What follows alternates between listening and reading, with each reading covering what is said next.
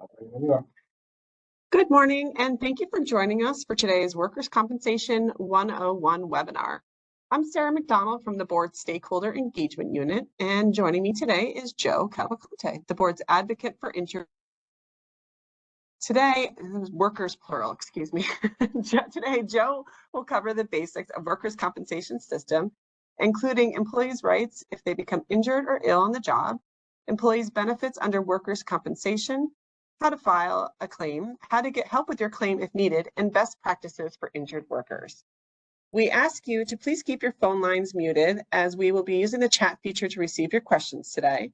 You may enter your questions throughout the presentation in the chat box located on the right side of your screen. Joe will answer as many of your questions as he can, but if there's any that he does not get to, or if you think of something after the session ends, we'll be providing you with additional resources at the end of the presentation. Your name and email were given to us when you registered. However, if you have a specific topic you'd like to discuss more in depth with the board, please share that topic along with contact information in the chat box so the appropriate board staff can follow up with you. The chat settings are set so that only panelists can see questions or comments that come in, so you do not have to worry about others seeing your contact information. And with that, I will hand it over to Joe and we will get started. Why, thank you, Sarah. Good morning, everyone. Happy spring. I wonder if your weather is as damp as ours here in upstate New York. Thank you very much for joining us this morning as we do the Workers' Comp 101. This is our introduction to the system. We also do a Workers' Comp 202, what we call the deeper dive. You are still interested in learning more about the system after this session concludes, please feel free to come over to the webinar page on our website and sign up for the 202, especially if you're an industry professional. I'm speaking right now to our friends, in the payer community and the medical provider community, as well as, of course, injured workers. Just want to take a moment to say thank you to everyone for when you registered. For those of us who indicated their interests or their initial questions, that's very helpful for us. Sometimes I have to do a little research to actually answer one of your questions. So if you tell me ahead of time you're interested in this, that's a great thing. Do want to say to the workers, several of you asked pretty much the same question in a different way, and the answer comes down to medical benefits are yours for the rest of your life in this system. You'll see when we get there.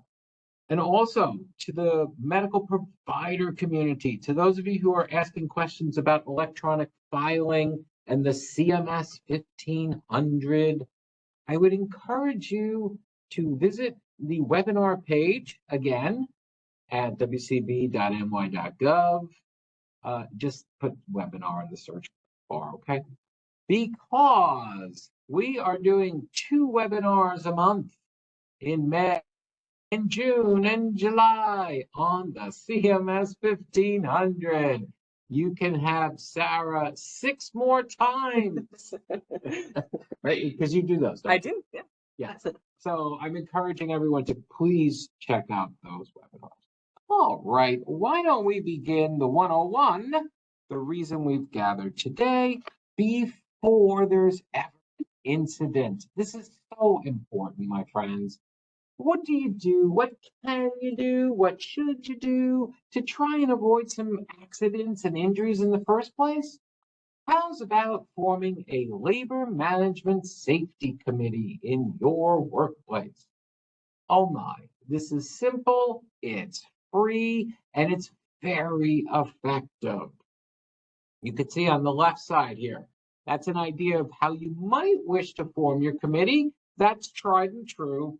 And the whole idea is for the members of your team, managers, your worker reps, to get together and talk about the places in the workplace that are creating incidents, the procedures that are creating incidents, or that could create an incident. That's the best one. When you see a potential problem and you mitigate it before anyone is harmed. Talking about reviewing your equipment, reviewing your training. There's just so much you can do to stamp out incidents before anyone gets hurt. This agency, the New York State Workers' Comp Board, we have a Labor Management Safety Committee. Why don't you? Okay, let's move now into the workers' comp system, and let's begin with the rights of the worker. Workers' comp is a no-fault insurance system. Okay, what does a no-fault insurance system mean? It means that, number one, there's an insurance payer somewhere in the mix.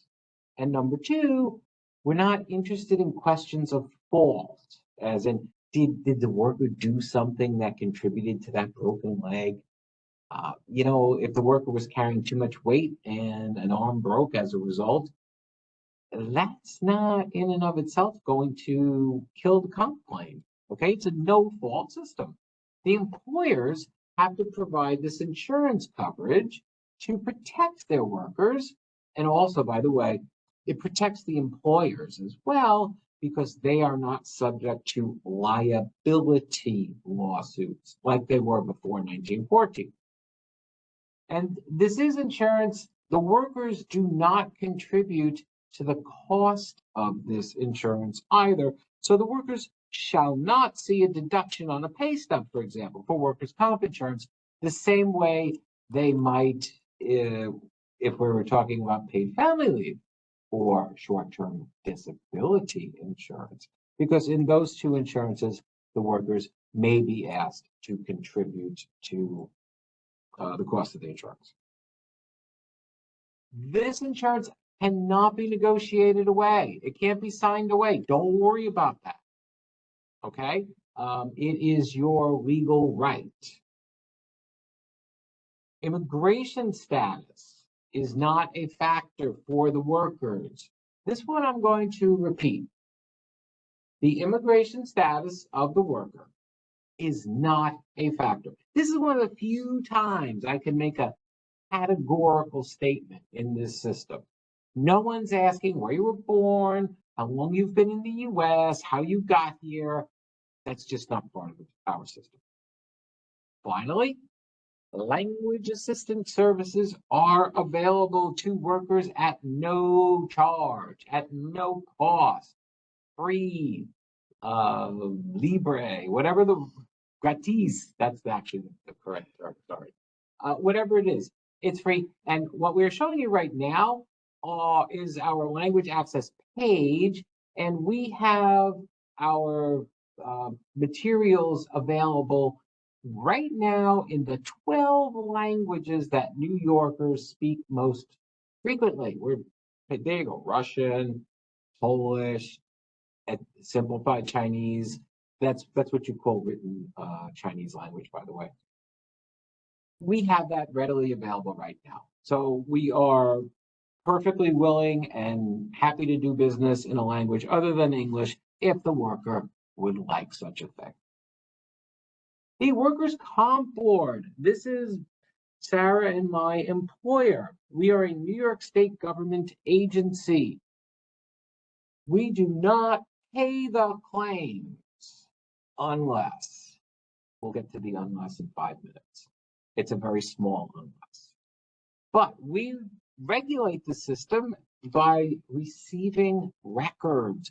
We get the records of payment, the records of injury, the records of treatment, and we put them in a claim folder under the claim number. Okay? Every claim has its own claim number, has its own folder. So if there's a worker who has 3 different incidents, the worker's going to have 3 different claim folders.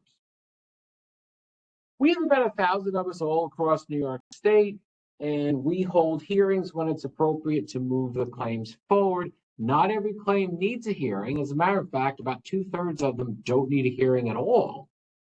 But there are plenty of reasons why there might be a hearing and we will hold it here with our judges. Then there's this other fellow, he happens to be a fellow right now, called the Advocate for Injured Workers. That's me. And my true and proper civil service title is actually ombudsman. That means I'm concerned with the health of the system. And I come at my concerns are rooted in and based in my other duty to be aware of how the system is treating injured workers. The law actually says that I shall accept complaints, investigate them, and attempt to resolve them, which is something that I do. And I have an office of people who receive phone calls and emails from workers and from pretty much every player in the system, actually, which is fine. And we try and help move claims along, get benefits provided where appropriate, access benefits, etc. We are also involved in fatality claims. We will discuss the fatality benefit in about 30 minutes. That is a real thing, my friends. And we also work with the 9/11 community. I am the board's liaison to the 9/11 community, a community that we all can support more than we may have been doing recently, my friends.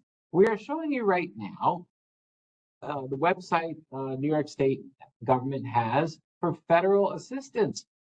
This assistance is still available. On the left, we're talking about the World Trade Center health programs.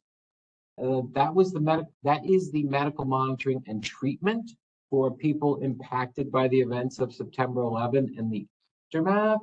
If that's you, you really should be enrolling in this and doing what you can to keep it in existence. On the right, we have the September 11 victim compensation. The federal government, in the form of the Department of Justice, actually has money available to compensate people who were injured or who lost family on September 11 and in the aftermath. So we're going to encourage you to visit those federal sites. And if you can work with the good people who are still there, we would encourage it. All right, let's talk now about who pays that workers' comp claim. Remember I said workers' comp is a no-fault insurance system? That means that there's going to be an insurer who is paying the claims. How does an employer arrange for an insurer? Yes, this is the employer's responsibility, or the employer is going to have a big problem with this agency. If you are an employer and you don't know if you should be carrying insurance or not, do you have employees? We're going to cover that in a moment. The employer can get the insurance one of two ways. First, the employer can buy an insurance policy. It's really that simple. And there are about 290 companies who wrote workers' comp insurance in New York in the year 2023. The other way is the employer can be self-insured, but there are some details here. Number one, if the employer is a public employer, a city, a town, a school district, that's a government type entity. Technically, it's called a political subdivision.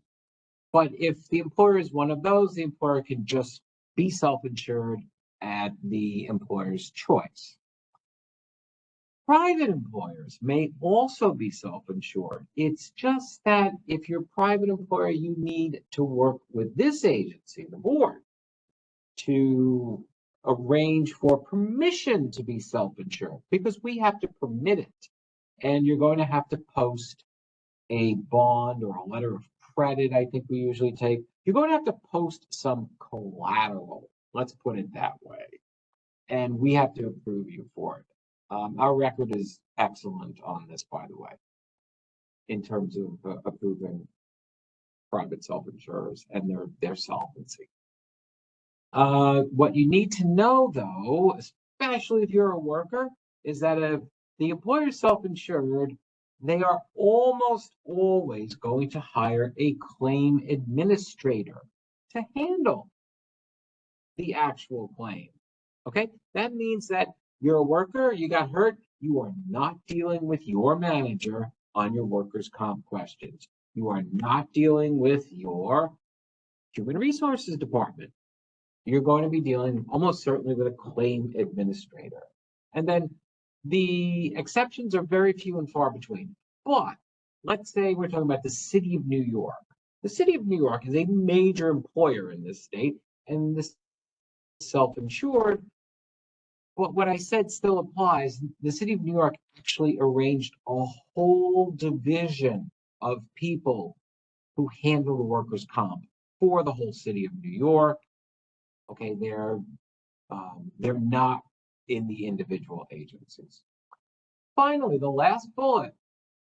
What happens if there's no insurance in place and there should have been? Well, this is when the board, our employer, will put the claim through the claim process, and if it's found payable, the board will advance the payments. Advance, as in the worker is held harmless, the worker will get the same benefit. It's just that the board sends a check, maybe through a claim administrator we hired, but we then bill the employer personally to pay us back. And that's an expense that nobody should want to take on. Get your insurance, please. All right, let's talk about this insurance. Joe is saying, go get insurance. All right, who needs this insurance? Businesses with employees need this insurance. Businesses. Okay, so when I use business there, I'm talking about a for-profit business, but most nonprofits who have employees are also required to have coverage. There's one term that's in common to both of those hexagons, or both of those shapes there, those polygons, and that is employees. So let's talk about who's an employee.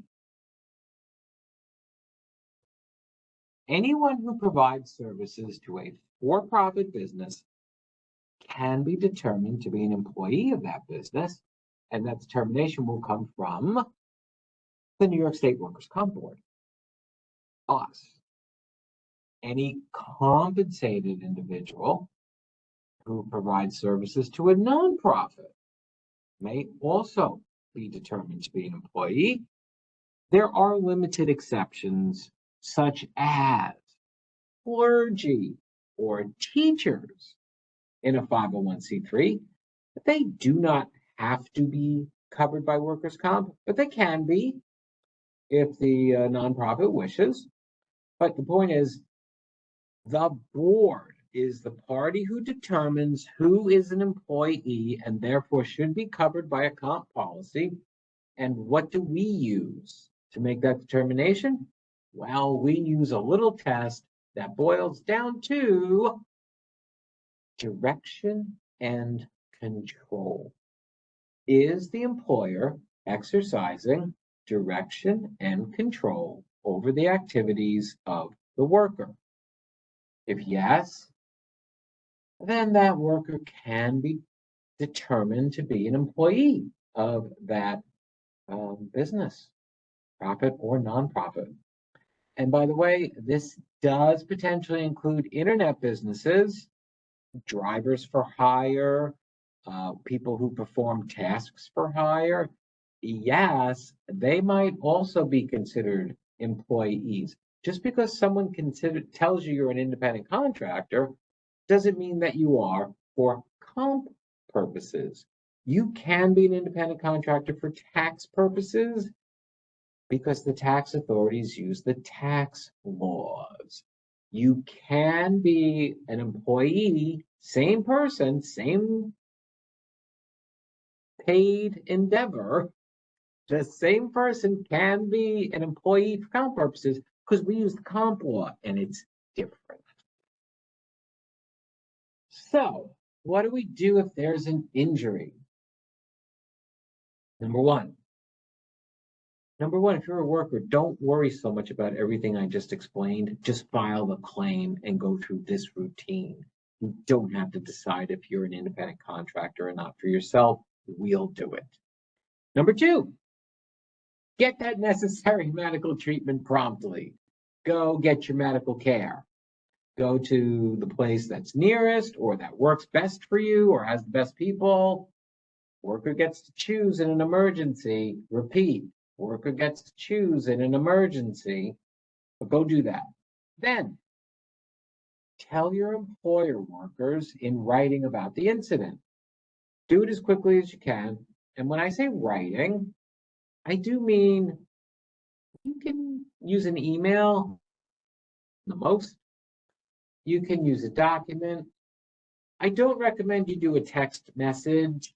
Repeat, I don't recommend. You're allowed to. It's legally permissible or permitted. It's just that I don't recommend it because it's going to be very hard to find that text in 11 months. If you need to, I'll bet most people on this webinar right now don't even know that their cell phones are set to keep their text messages for 30 days. But they are, my friends. So if you want to keep your text messages longer, you're going to have to change that setting.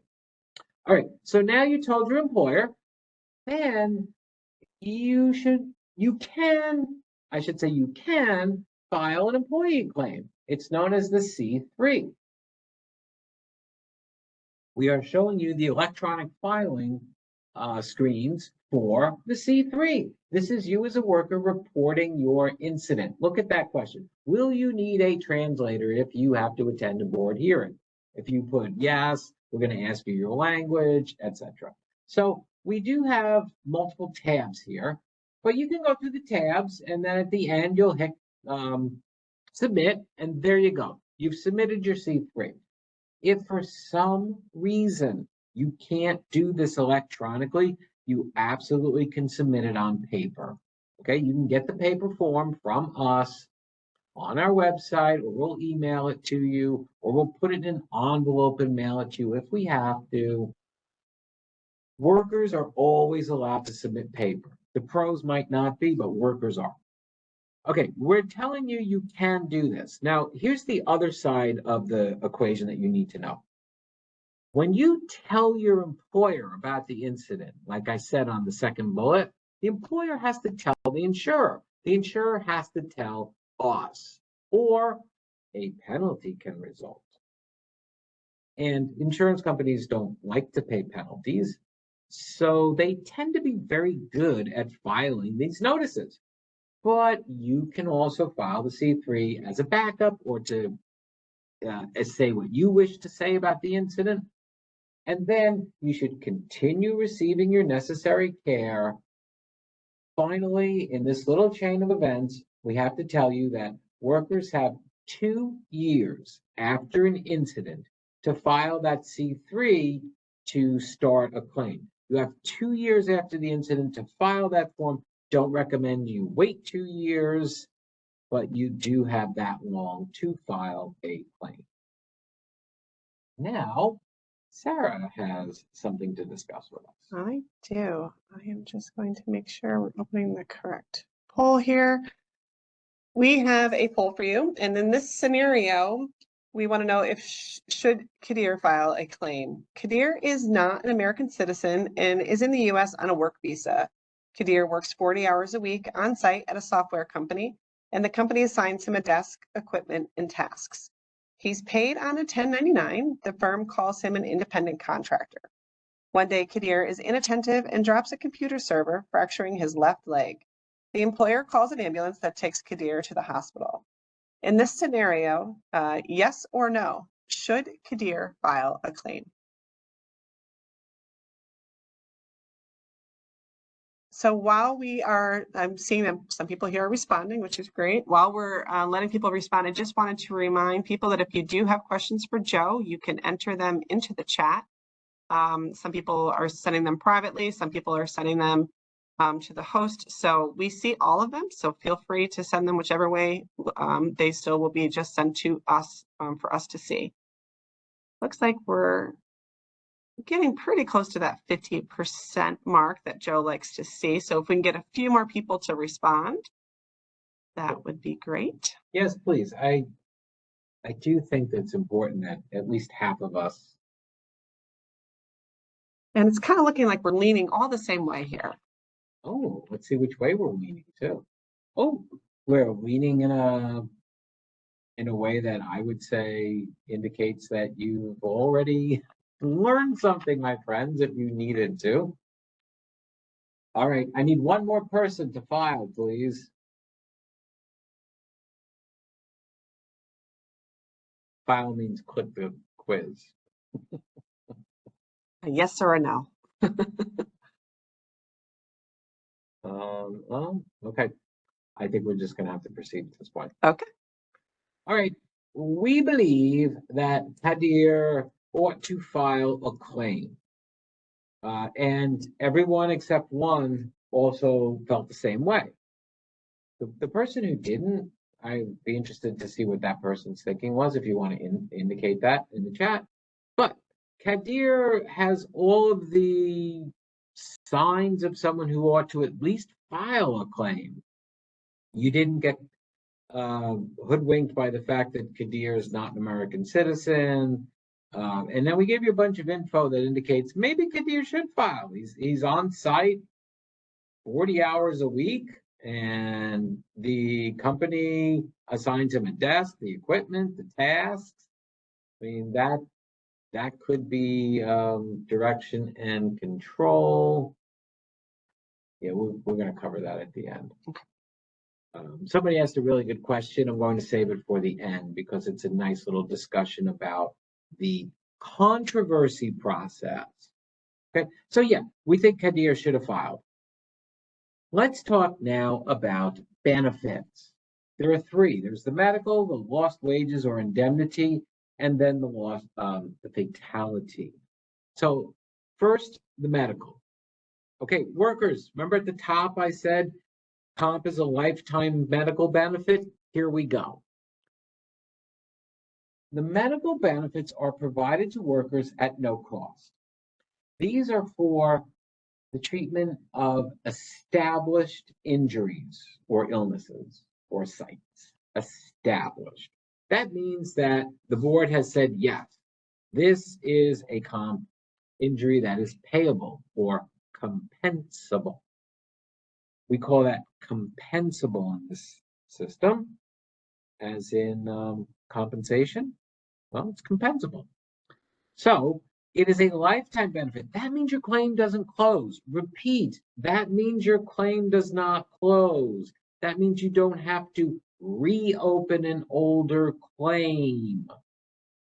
Only time a claim closes is if you take a settlement, and a settlement is a Section 32 waiver agreement. And if you take one of those, you will know it because it's a lengthy process. We cover that in the 202. But you have payment for medical expenses available, which is the office visits, the hospital visits, the surgeries, the medicines, PT, equipment, etc., etc. You should be using authorized providers, though. We are still authorizing providers in this state. There was a proposal to drop the authorization and just let all providers in good standing treat, but that hasn't happened yet. So we're still on the authorized providers. You should use them. Contact our medical director's office. They can give you a list of providers. And I'd like to show you this one other thing. It is the reimbursement for travel and transportation costs. We're going to show you the 257. 257 is a big form in our system. Claimant's record of medical and travel expenses and request for reimbursement. What this means is you're going to see a doctor or a physical therapist, okay? You're going to complete this form to get paid back for the travel costs. Nature of expense, that's where you put who the provider is and the address, the date of the treatment, and then the amount. The amount you can calculate either, let's say it's you took a subway or a bus. Well, okay, you can indicate that. Or if you took uh, an Uber or a Lyft, you can indicate that. And you should include the receipt. Or if you drove yourself, or if your best friend drove you, you should indicate the amount based on the mileage. You can just use a mileage software tool, Google, MapQuest, etc., and just indicate the miles you went to and fro, and then you'll get reimbursed. The mileage rate varies every year, but I think right now it is either 70 cents or about 70 cents. Yeah. So that can add up. All right. So here's a best practice or a couple of best practices for workers who are injured. All right. This is the 202 concept, but we're going to brush against it here for a moment. There's all injuries are temporary unless they turn into permanent injuries. And it's a relatively small amount of injuries that turn into permanent injuries. Okay, so that means that at the start of a claim, when it's a temporary injury, if a worker is getting the lost wage benefit, the indemnity benefit, the worker needs to see the provider every 90 days. You need to go every 90 days because you need the doctor to give an opinion on your degree of disability. Bullet number 2. You should try to understand your degree of disability, as in, how disabled are you? Again, we cover this in depth in the 202, but what it means is your comp benefit, your payment is based on your degree of disability. Either 0%, you're healthy, no payments, all the way up to 100%, you can't work. That would entitle you to the full rate, benefit rate. So your doctor's going to be giving that degree of disability. You should try and understand it, because it could be 50%, which means, you could work and your benefit would be 50%. And if you are at a medical practice and you are listening to us right now, number 1, thank you very much. Thank you for treating workers. Thank you for joining us. Number 2, would you please be certain to indicate a degree of disability if you have a patient who has a temporary. Please make sure to include this in your treatment notes or use our template. Thank you. Now, finally, if you're an injured worker, here's what you can do to help your providers. Arrive at all your appointments with your board case number, your WCB case number. It'll be 8 characters. It very probably will start with the letter G.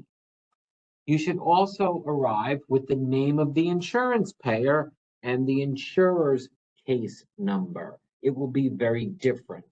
So you're going to have to get 2 numbers and 1 insurance company name. I know you can do it.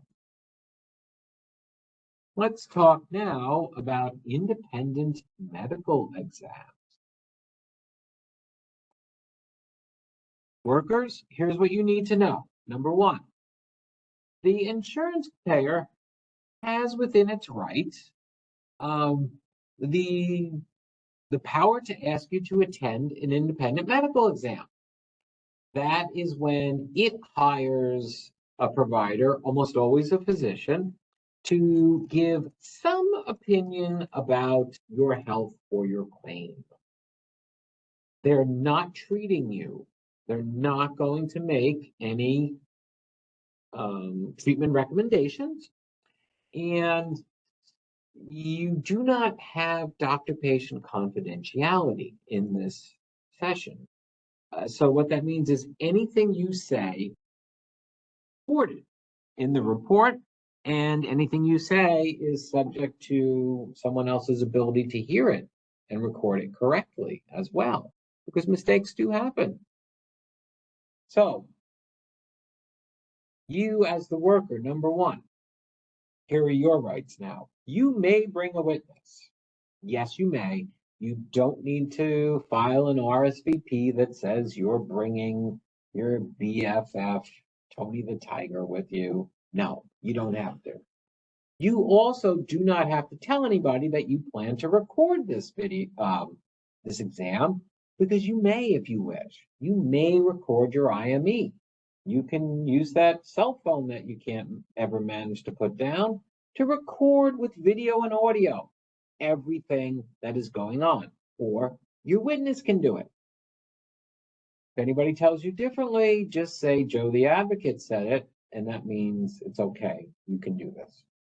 Why do you do this? Well, you're going to get a copy of the report and you can review the report. You not only can, you really should. If you have a lawyer, your lawyer is going to get the report too, and your lawyer will review it.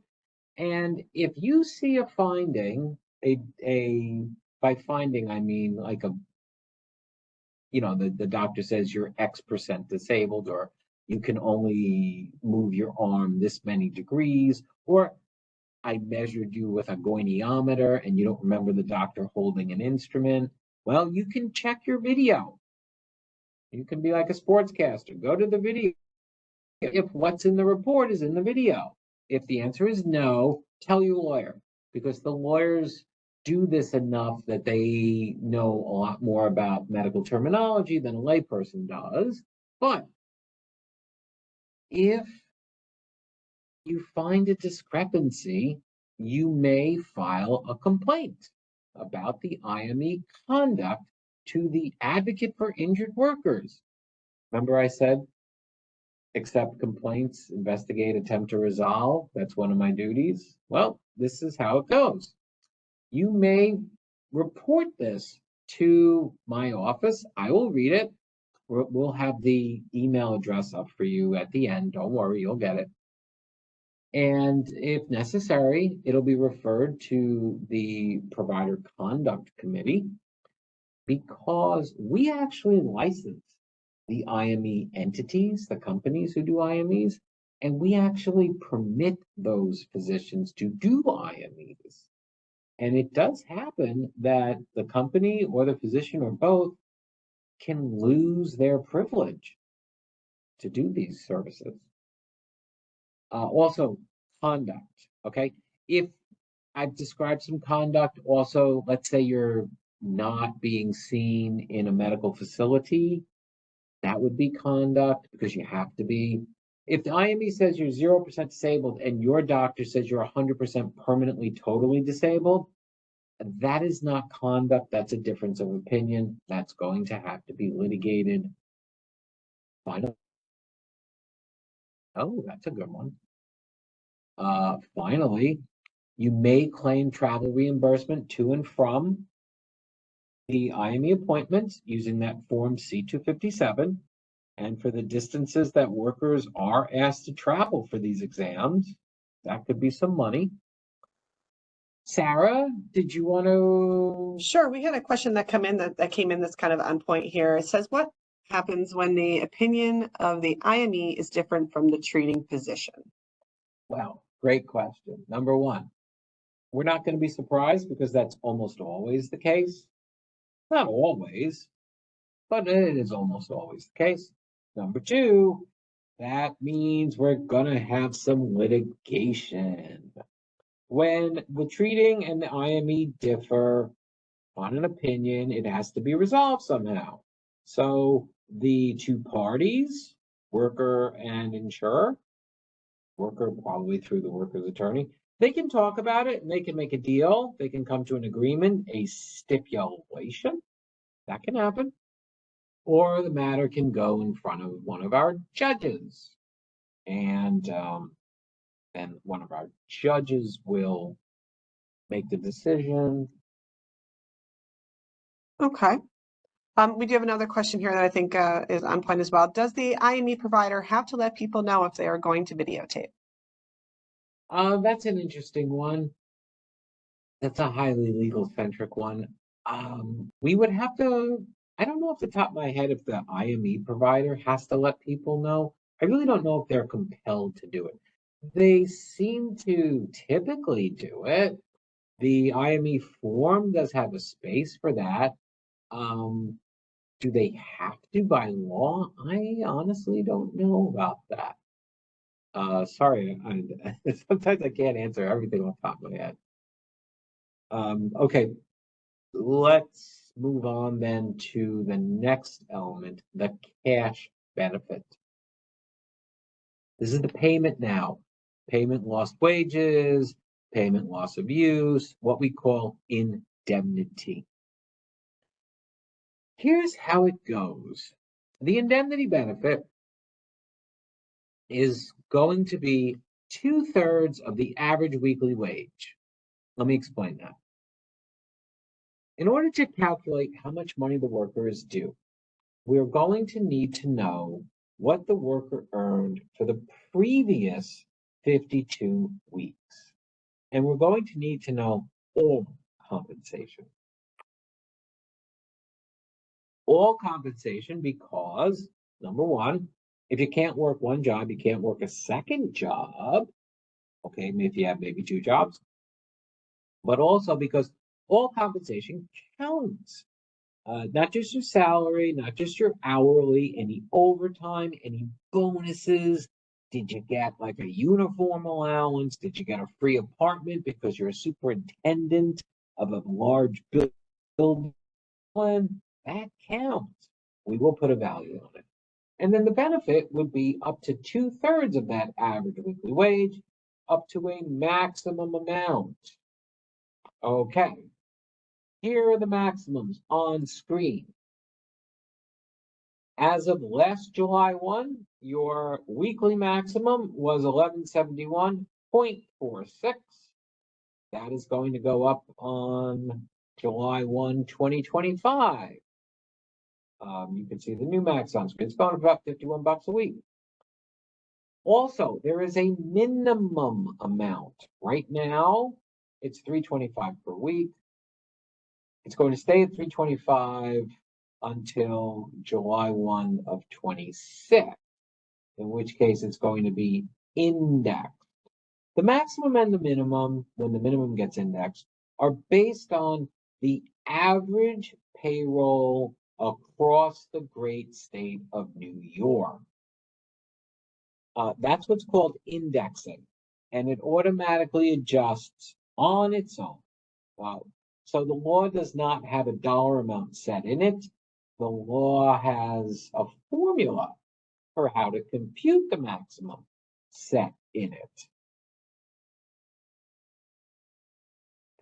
So just want you to know, the median wage in New York State is about 58 grand, 58,000, or it was a year or two ago.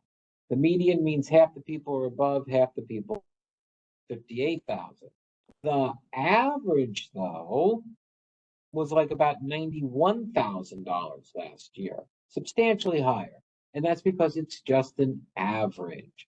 So all the very high earners on Wall Street and on the New York Yankees and on the Knicks, the Knicks are in the playoffs, I understand.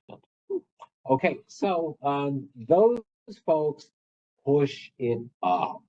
They push up the average for the rest of us. Okay, so that's how we do the indemnity. Let's talk now about some best practices. Oh wait, no, here's a little more. I'm sorry. I was skipping some important stuff. So sorry. Remember I said earlier that all the claims are temporary until they're permanent? Well, yes. So everybody's temporary. A smaller, much smaller, thankfully, much smaller subset of people might have a permanent injury that becomes permanent partial or permanent total. We cover that in the 202 at great length. If you're permanently partially disabled, you can get a payment for 4 years to 10 years, depending on how disabled you are. If you're permanently totally disabled, you can get payments for life. There are also payments for the loss of use of a limb. Schedule loss of use. This is a very important and a rather prominent benefit in the system for workers to know about. If you get injured and it impacts one of your limbs, there's a special benefit or a distinct benefit for that called the schedule loss of use benefit. A limb, that's an arm, a hand, a finger, a leg, a foot, a toe. There are also very similar benefits for vision loss, hearing loss, and a facial scar. Yes, my friends, facial scars are payable up to $20,000. That's a number that has not risen in decades, it occurs to me.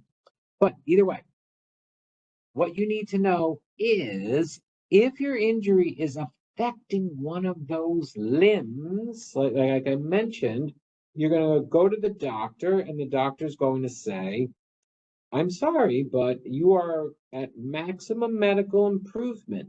You've healed as much as you're ever going to heal. That's what we call maximum medical improvement. And you have lost 10% of the use of your limb. There's a payment for that 10% loss. We have a lot of information available on our publications. So, see that last bullet? I'm encouraging everyone to visit our website and then look at down at the bottom of the screen in the big teal bar, and there's something called publications. We have so many publications available for workers and employers and providers and the whole wide world to read. And I'm not pushing that just because I worked on so many of them, but because they are helpful. They really are. Okay, here's a best practice for the workers. Oh my Lord.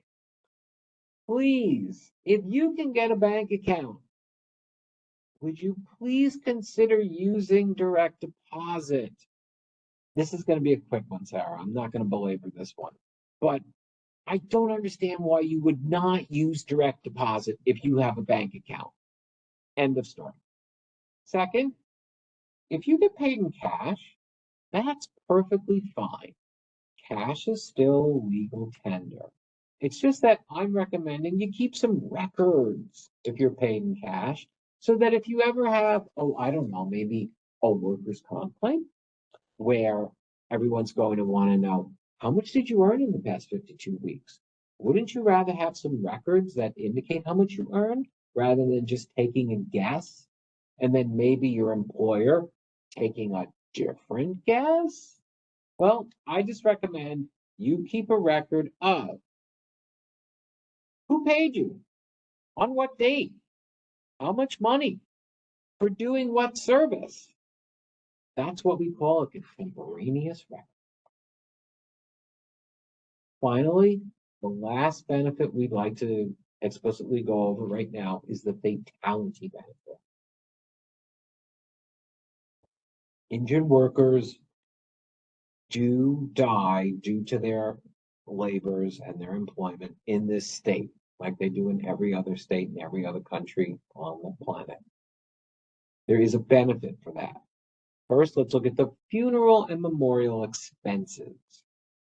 This is based on where this happens. So, up to $12,500 is reimbursable in New York City, Long Island, Westchester, and Rockland. Your classic New York metro area. New York City, 5 boroughs, Long Island, 2 counties, Westchester, and Rockland.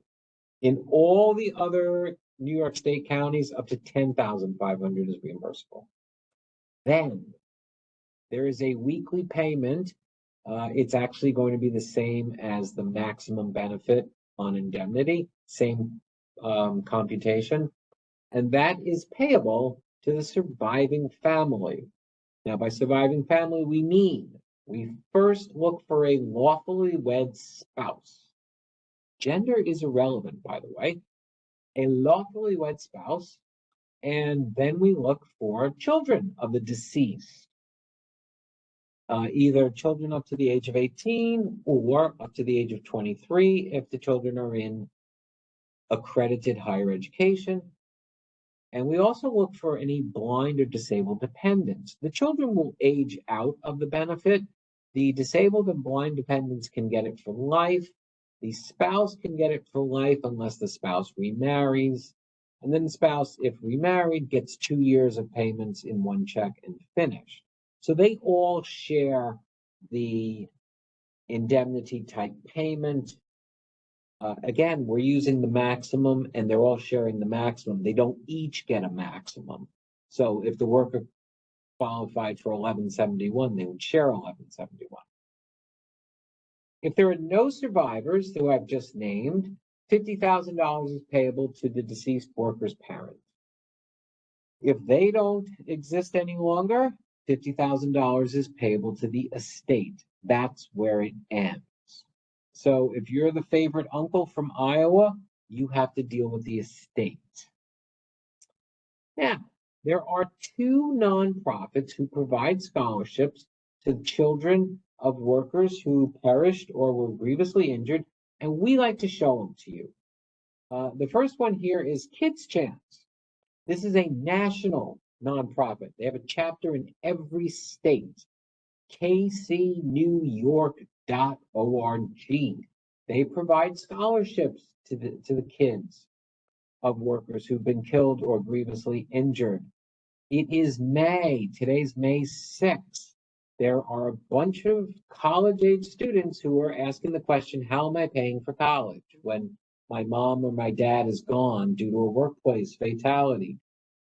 If you're one of these kids, or you know one of them applied for one of these scholarships, come check this out, because I know they have money to give out in scholarships. There's a second. You can apply to both. The Triangle Shirtwaist Factory Fire Memorial. This is sponsored by a number of different sponsors. It's led by the injured workers, and they also provide scholarships. Look at that big list of scholar institutions right there. Oh, my alma mater's on there. So, point is, if you are the child of a worker who perished due to employment or was grievously injured, Triangle Shirtwaist Factory is another scholarship service or entity that maybe you want to think about applying for a scholarship to. Okay, I have to say, we are not directly affiliated with either of these organizations, but they're nonprofits and they do this work. So we just made you aware of them. Best of luck. But now Sarah is coming back for, looks like another poll. Yes, I am. I'm just launching the poll right now. In this scenario, what is the proper benefit amount? Liz worked full-time as a bartender at an upscale restaurant. She also works some mornings at the family hardware store.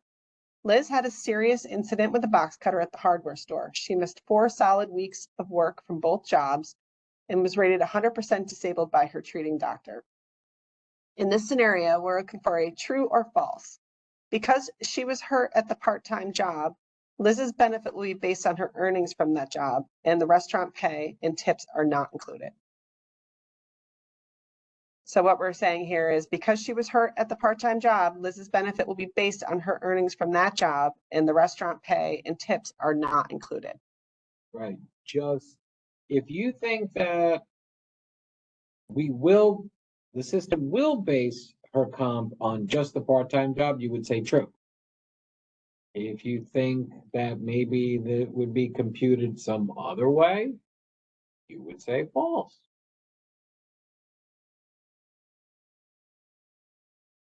We realize that this one you have to think a little bit.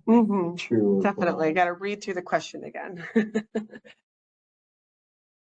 And I did want to let people know that we are receiving your questions in the chat. We will review them at the end, and then Joe will address the ones that we can get to. I know we're getting close to that noon mark, but Joe will stay on a little bit after to make sure he gets to answer your questions. Yes, we hang in there. We do. You don't have to stay past noon, but we shall. And usually I've noticed practically nobody drops off just because it's noon. Exactly. Well, they want the questions. All right, I think that we ought to continue charge forward. Oh, look, we did pass 50%. Thanks, team. The answer here, the answer is technically false, but please understand the concept now. Liz's benefit is going to be based on all of her earnings from all of her jobs. We did kind of say that specifically about the indemnity. All compensation counts? Yes. Um, she can't work the part-time, she can't work the full-time, so of course she's going to have benefits from both. That goes into her pocket. And then the two insurance companies, they will talk to each other behind the scenes if necessary. But that's not what we're worried about right now. We just want to make sure Liz gets the right benefit amount. It's going to be the big number for all of them. There are penalties in this system for late payment. Okay, when we start talking about penalties, we're getting towards the end, friends. Benefits have to be paid within 18 days of incident or 10 days from notice, whichever is later. That's why I was saying, if there's an incident, workers, you need to tell your employers ASAP, because that starts the chain of events that gets you your lost wage payments within 18 days of the incident. And by the way, that standard I just read you in this state, approximately 91% of the eligible instances do get that payment within 18 days of incident or 10 days from notice. That is an astoundingly high number. I'm at least proud of that number.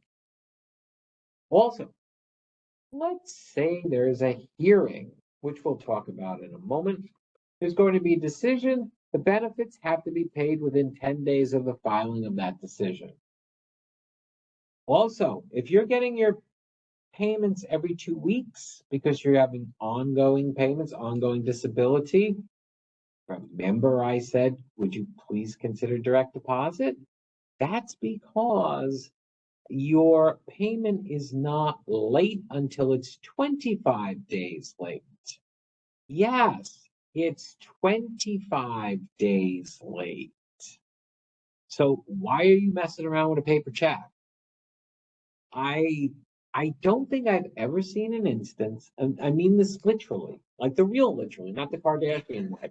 Really, I've never seen an instance where a worker who was on direct deposit complained that the payment was late. Finally, interest can be due after an appeal. So if you are a payer and you did not prevail in that appeal, please don't forget to calculate the interest that is due and provide that in your payment. All right, you're a worker. You do have a few responsibilities. You do have a few things you should be cognizant of, aware of.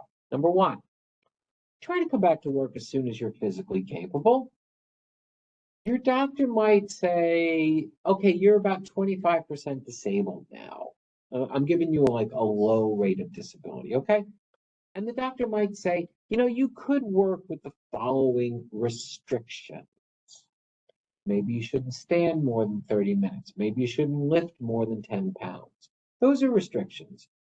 You can take those restrictions to your employer and say, hey, I can come back according to my doctor if you can give me duties, if you can give me transitional duty or light duty. See how I'm quoting from the first bullet, my friends? If you can give me transitional duty that accommodates these restrictions, an enlightened employer will do that.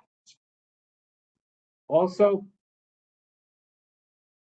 if you have a representative like an attorney, yes, your attorney or the paralegal also can answer so many questions of yours. You know what I have found in my experience? The paralegal can answer a huge amount of questions, but if you want the attorney, just please be aware the attorneys are probably in hearings all day for real, no kidding, from like 9 to 5. So if you really want to talk to the attorney, what you do is you say, I really want to talk to my attorney. I'm available to receive a phone call up to this time at night, 7 o'clock, 8 o'clock, 9 o'clock. Okay? That means, the good ones will call you back. Maybe at 7:30 after they wrapped up this, that, and the other thing. So just be aware you can do that. Finally, there's one other thing workers you ought to do is sign up for EKs. OMG. If you could just sign up for EKs, then you can see all the documents in your file. You can see what all the rest of us see. And it's a pretty easy thing to do. We're showing you the website, the web page here. It's simple. You just answer a few questions and you're in. You have total access to your own materials. Okay, the last major topic. Let's spend a moment on what to expect if there is a hearing. You may have a hearing in front of one of our law judges. You and your representative, if you have one, and you certainly may retain an attorney, will be there. You might be asked questions as the worker. Now, I have to answer a question that was posed ahead of time. Workers sometimes ask us, am I going to be allowed to speak? Maybe, maybe not. It depends on what the judge wants to do. It's the judge's room. Okay? If you have an attorney, no one's probably going to be asking you to make a statement. I can't speak for every instance, but talk to your attorney about what's going to be happening at the hearing. It's up to the judge. Okay, and this is a hearing. This is not a court. Okay, just be cognizant of that. We don't operate courts. There's no bailiff. There's no black robe. It's administrative law. It's different than what you see on television. But that doesn't mean it's not serious. That doesn't mean it's not professional, because it is, and it is. We don't use the formal rules of evidence and procedure that courts use, what you might see on TV, but we still have a way of doing things. Like I said earlier, you can retain an attorney. The insurer is definitely going to have an attorney.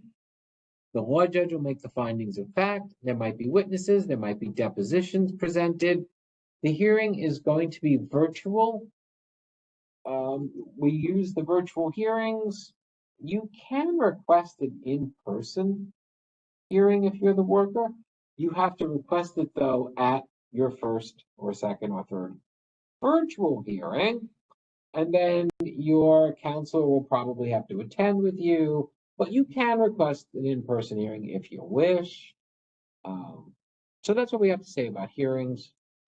The last thing we want to point out to you is that there is something known as the Injured Workers Toolkit.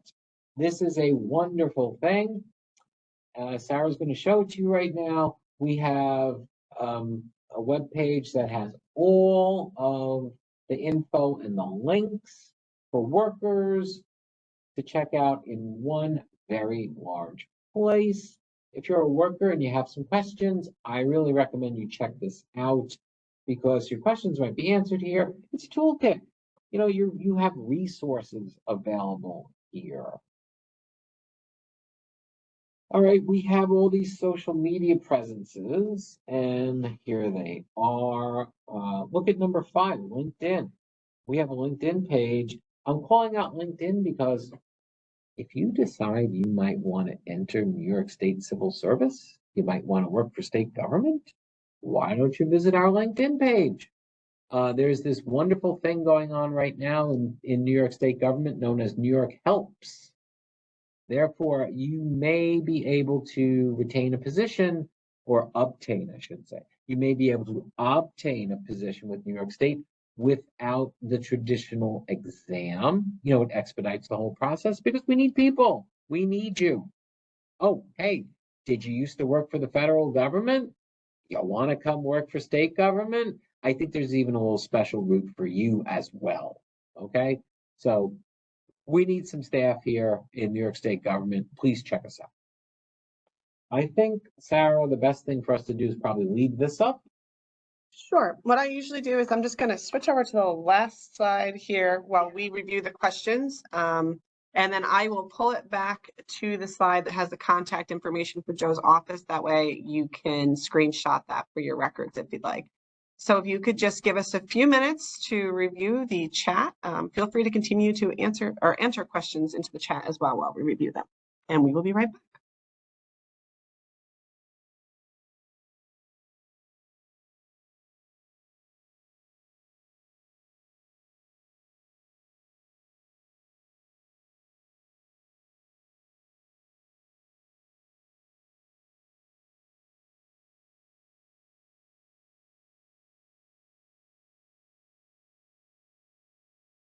All right, everyone, we are back. Let me just switch our screen back so you have that contact information. And our first question for Joe is, how long does an appeal response currently take? All right, so this person is asking about the appeals, as in a judge made a decision, and then one of the parties has filed a formal appeal. Okay, that's going to go into the Administrative Review Division, and 3 of our board members will be on a panel. We cover that in depth in the 202 webinar. Probably 6 months to a year on the outside. It could take to resolve that these days, somewhere in that range. And I kind of a follow-up to that. Do I have to respond to a rebuttal submitted by the insurance company after I submitted an appeal, or the board would ask if there's any conflicting? All right. Do I have to respond to a rebuttal? All right, so there's some terminology here. Short answer is no. When one party files an appeal, we would say you filed an appeal. The other side now has a chance to rebut or give its version or its argument. That's called a rebuttal. So all we really need is the appeal and the rebuttal, and that's it. It moves on from there. And the third follow-up question is in regards to New York State insurance laws and what it prohibits. Would you like to touch base on that? I would. I have to tell you that I am not an expert on New York State insurance law. It's not my jurisdiction, so I'm very sorry, but I really reasonably can't give you any info on the New York State insurance law because I wouldn't know what I was talking about, to be blunt. Well, I think that's a good answer. Thank you, Joe. Next question here. Can an employer dispute any injury claim? And if so, how does that affect the claim process? All right. This is a question we saw come in and we saved it to give it a few minutes of conversation because it's a great question and it's an important question. Can an employer dispute an injury claim? Well, do you mean insurer? Because if you mean insurer, absolutely yes. If you mean employer, the question is going to become, is it a self-insured employer? If the answer is yes, then the self-insured employer is going to want to talk to its claim administrator because it's the claim administrator who's going to be doing the dispute. And it is not unusual, it might even be expected, that claim administrators will dispute claims and employers have no idea what's going on with the claim. That happens every day. So, yes, there is a dispute process. It's called the controversy process, or what we also say is that a claim has been controverted. Controverted is the verb form of controversy. And so it goes into a process that we cover in the other webinar, but we attempt to resolve most of those controversies in 90 days or less. What do you need to know? How does that affect the claim process?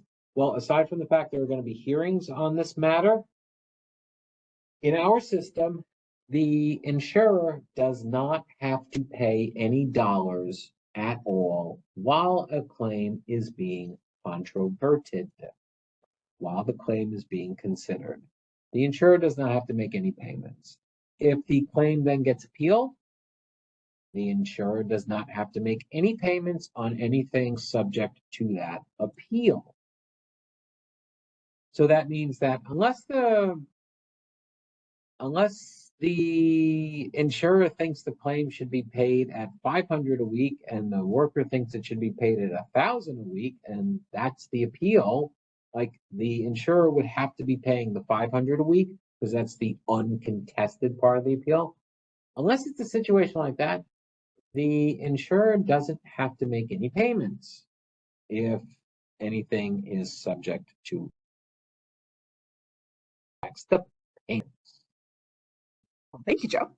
All right, so our next question here, what should a union member do if they receive a terminated letter saying that the two union contract is up And since the doctor doesn't mention when the employee can return to work, and I'm sorry if that doesn't make sense, and then the employer terminated the employee. So I guess what we're asking here is, what do we do if a union member received a letter that says that their union contract is up and the doctor didn't mention that the employee can't return to work, and then the employer terminated the employee? Okay, this does happen. Every union is going to have a different collective bargaining agreement with every employer. So that collective bargaining agreement could very easily and very probably address what happens if there's an injury at work.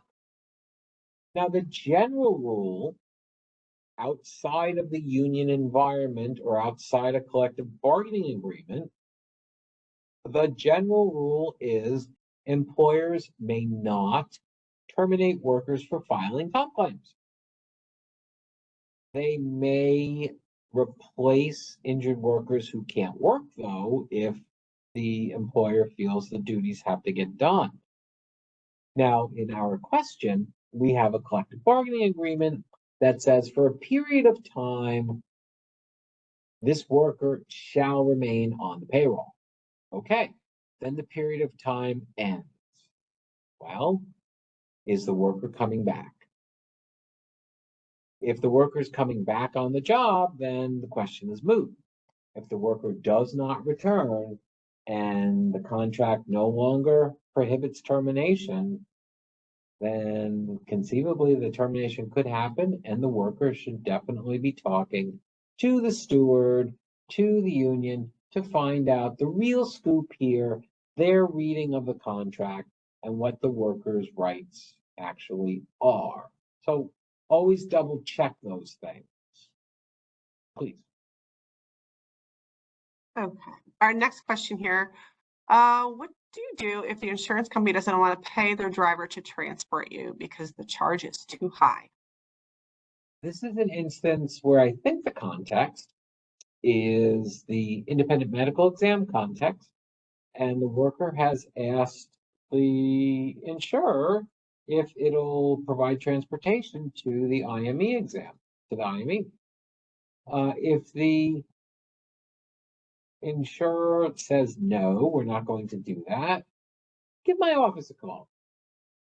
We have most certainly spoken to IMEs and insurers who we have found to be quite willing to provide that service for workers. And thank you very much for that consideration when you do that. So you can talk to my office. If you don't, and if they don't provide the transportation to the exam, you still do potentially have the responsibility to go to that exam.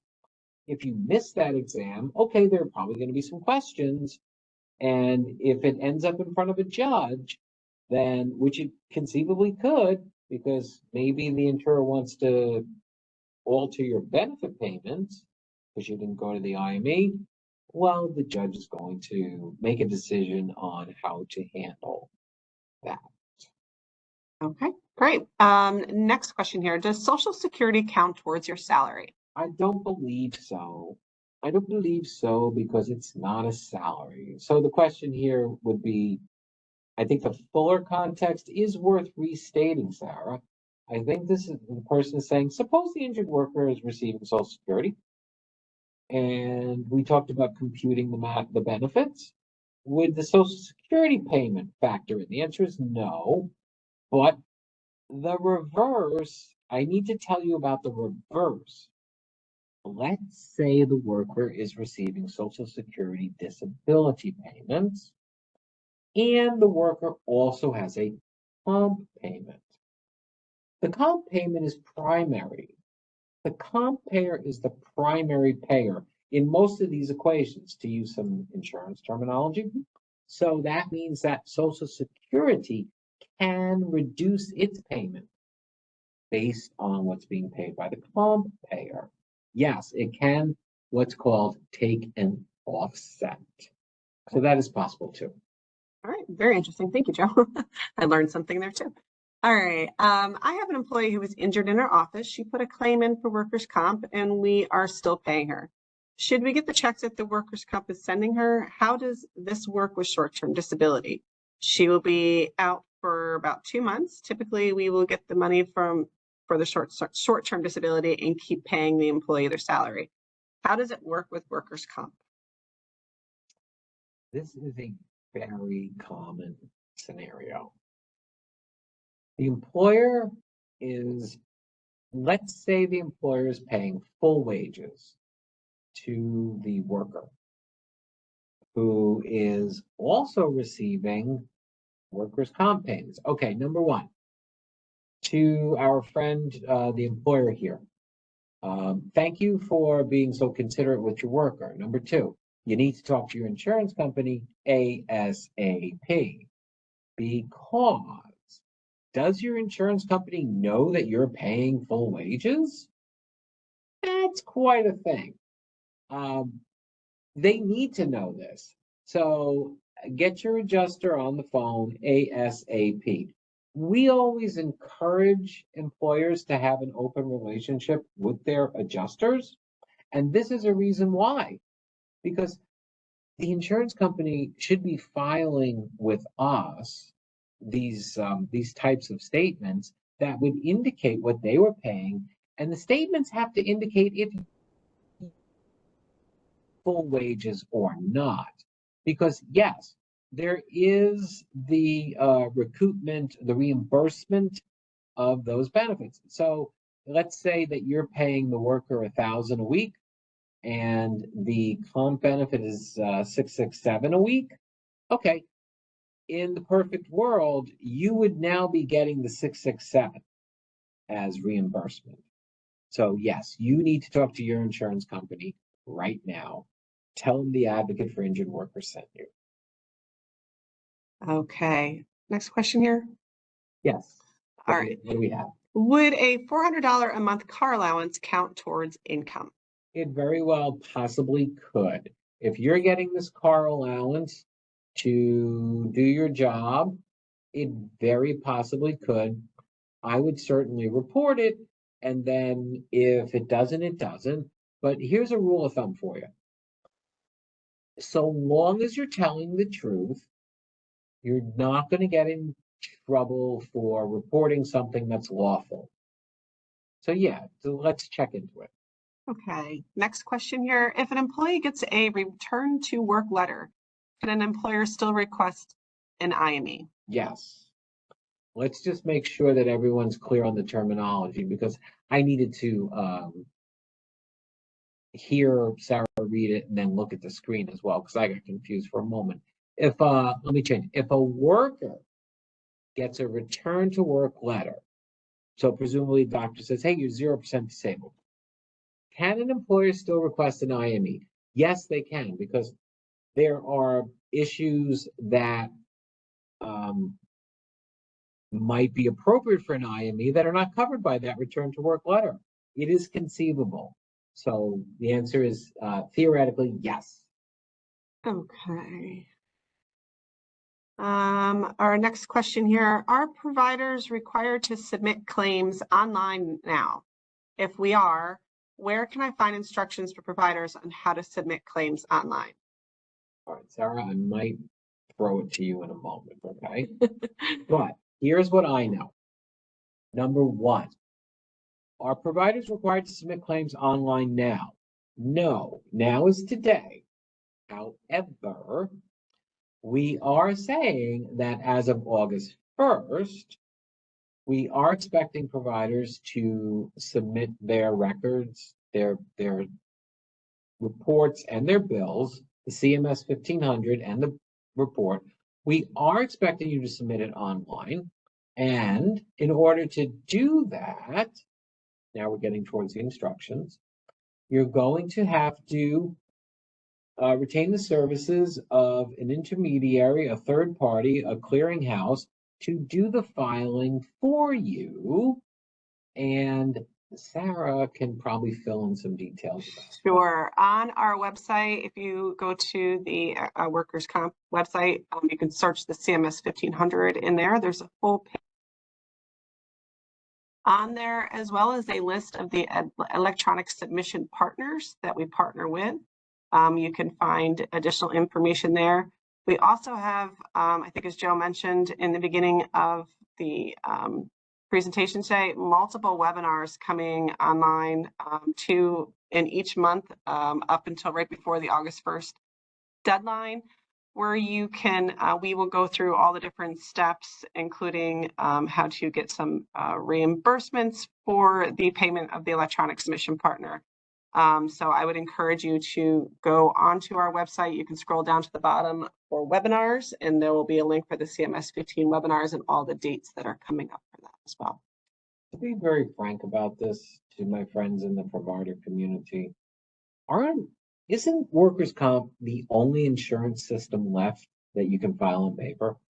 Yes, but also too, for those smaller practices and providers, there are certain electronic submission partners that you can keep your paper. You can send the paper to them and they will submit electronically for you. So some people that, setting up the whole new process of filing everything electronically might not be affordable. There's a way to do that and partner with someone that will take the paper from you. Right. So you will have your paper, but it will come here electronically. OMG, we can't overstate how helpful that is in the whole system. All right, what else do we have, Sarah? Our next question here, can an employer terminate an employee after being injured while working because they were unable to return to a full duty within a 6-month time frame? Technically, it is very possible. It is very possible, yes. You asked about 6 months. Is 6 months part of stated in a collective bargaining agreement? Because if there's no collective bargaining agreement, they can terminate the worker tomorrow. If they have the right to replace the worker if the duties have to be performed. That's how it goes. They can't fire the worker. They can't terminate the worker for filing a comp claim, but they can replace if the duties have to be performed. There's one other one we have, Sarah, right now that I can answer with peace and love. Okay. So if you have more questions, we'll give you a moment to type them in. But there's a question where someone wants to know what's the reference that the person can use to find out who are our administrative law judges, and questions about their backgrounds and competency, etc. And we do not have a reference that explains the names and the law schools and anything else about our administrative law judges. They're civil servants. They're employees of this agency. We don't hold them out individually like an athlete, maybe. All right, well, that looks like that is all the questions that we have here. And with that, I guess I will say thank you, Joe. And as always, thank you for your expertise and taking the time to answer all the questions. And thank you to everyone for joining us today. Just a reminder, you can also sign up to receive workers' compensation news, including information on future webinars, straight to your inbox. To sign up, visit the board's website at wcb.ny.gov and scroll down to the bottom of the homepage and select Get WCB Notifications. We also distribute information via our social media channels. So please follow the Workers' Compensation Board on Facebook, X, Instagram, and YouTube. We thank you all for joining us and enjoy the rest of your day.